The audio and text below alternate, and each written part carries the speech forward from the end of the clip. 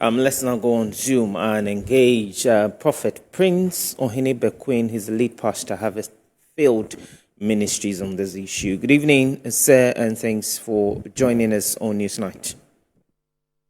Good evening, and thank you for the honor and the privilege. Michael, the Lord bless you. All right. Before we even go into the conversation about prophecies being called upon to for scrutiny by the Secretariat, I would like to pick your initial thoughts on the helicopter crash that claimed the lives of some 8 individuals last week on August 6th. First of all, we want to wish all the families and the friends, sympathizers of our gallant men. We ask that they should accept our condolence. We are praying with them. We are praying with the families, and also for the President of Ghana and all of those in the government. We ask that the Lord will have mercy on us and help us to. I think it's a very difficult moment for all of us. I mean, irrespective of cultural differences, political affiliations, and educational background. No respect for socialism and classism. I mean, everybody's down and everybody's worried about what could have probably caused it, and but we trust the Lord to help us through such a difficult time, and we know we are going to surge forward. So those will be my initial thoughts on what has happened, sir.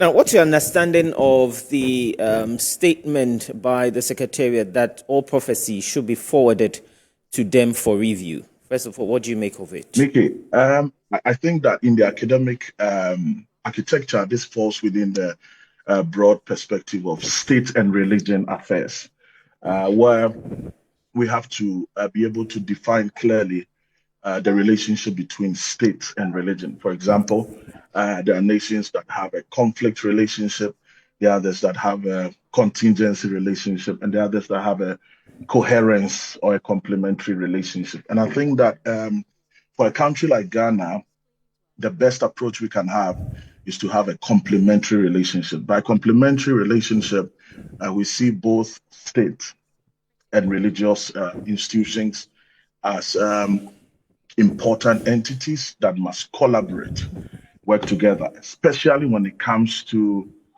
spiritual matters, matters that has to do with the things of the spirit. So I think that Mr. Vice-Priyanka means well. He means well by his directive and suggestion, but there are very critical questions to ask. And for example, let's ask ourselves, who will constitute the manpower responsible for reviewing the prophecies? What will be the metric system to define the ethos and the judgment for prophecies? What happens when we have emergencies? For example, if a prophetic word comes literally today and it happens tomorrow, and you have to put it together, send it forth, what happens if, in case of an emergency, a prophetic word comes? Also ask yourself, what would be the definition of national importance? With all due respect, is the death and the disaster of children in a village or a rural community not of national importance?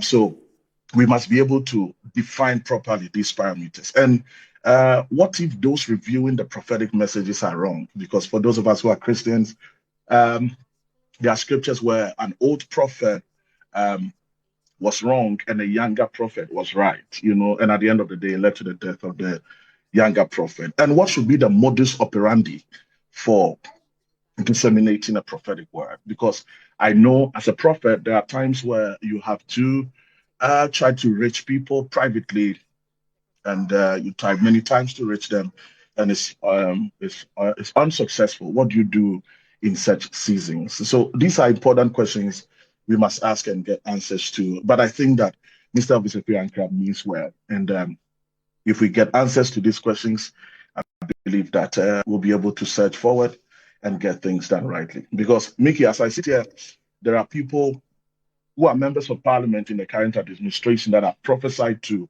have spoken to them privately concerning what the Lord was going to do with them, and most of them have come to pass. But after the prophetic words come to pass, if you want to get to those same people and speak to them the mind of God concerning things you are seeing, becomes very difficult. So 7th December, from 7th December to 7th January.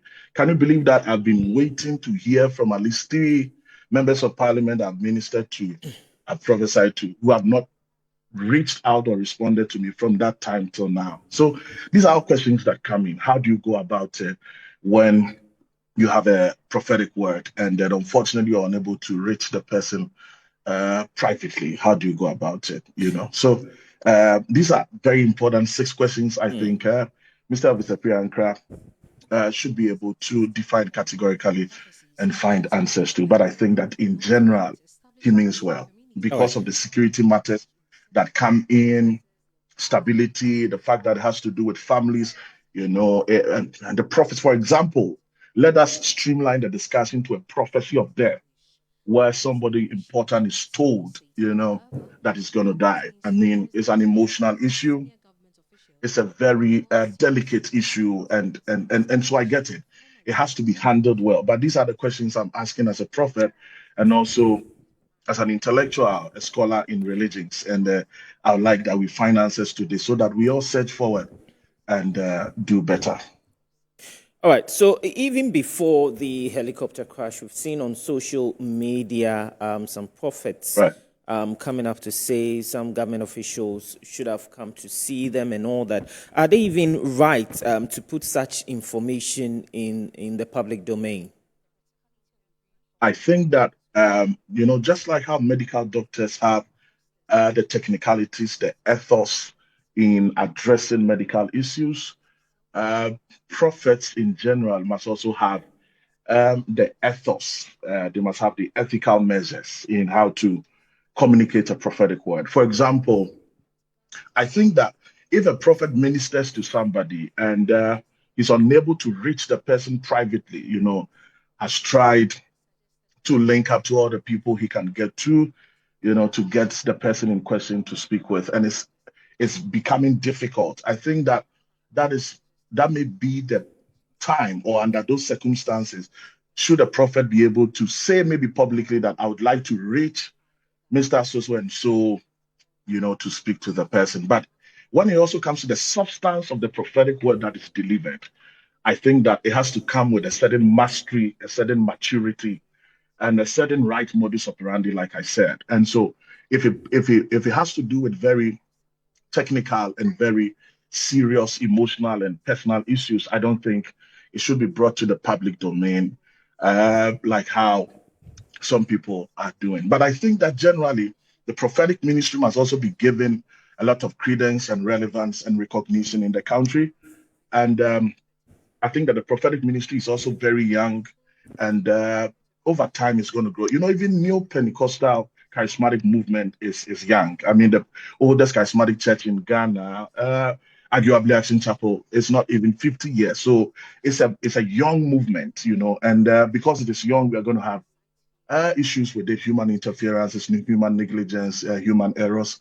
But all in all, I believe that if the prophetic word can be handled well in a private manner or in a private matter, it shouldn't come to the public discourse or the public domain. So that's what I think. Prince Ohene Bekun is the lead pastor of Harvest Fields Ministry. They're speaking to us about the Secretariat calling for all prophecies to be directed to them for review.